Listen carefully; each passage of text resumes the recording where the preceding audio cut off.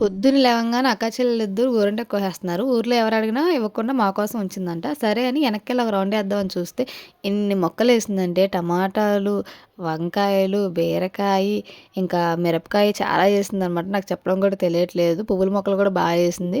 చుట్టూ చూసారా మొత్తం పొలాలే. చుట్టూ పొలాలు మధ్యలో ఇల్లుంది. అసలు ఎంత గ్రీనరీగా ఉందో, ఎంత చల్లగా ఉందో, ఎంత బావుందంటే నాకిట్లా చామంతి పూలు కలర్స్‌గా ఉంటే భలే ఇష్టం. కొత్తిమీర కూడా ఒక తోటలాగా ఏసిందనమాట. బయటికెళ్ళి కొనే పని లేదింక. ఇంక బయటకొచ్చి చూస్తే అరటికాయ చెట్టు, జాంకాయ చెట్టు అండ్ మామిడికాయ చెట్టు ఉందనమాట. అరటి చెట్టుకి ఒక గెలేసింది. మా ఆయన అసలు నాతో పెట్టించుకోవడానికి గోరింటాకు ఇన్ని సార్లు అడిగినా మా పిన్ని పెడితే మాత్రం చక్కగా పెట్టించుకున్నాడు. మా పిన్ని కూడా నా ఓపికగా పెట్టింది. నాకు కూడా 2 కాళ్ళకి, 2 చేతులకి పెట్టింది. ఎప్పుడు నేను ఒక్క చేతికి పెట్టుకుంటాను. ఎందుకంటే నాకెవరు పెట్టేవాళ్ళు ఉండరు. నేను అందరికీ పెడతాను కాబట్టి. కానీ ఈసారి 2 చేతులకి, 2 కాళ్ళకి పెట్టాను. మా పిన్ని చాలా ప్రేమగా పెట్టింది కాబట్టి వెంటనే తీసేసినా పండింది. వీడియో గనుక నచ్చినట్లయితే please like, share and subscribe. Thank you. Bye.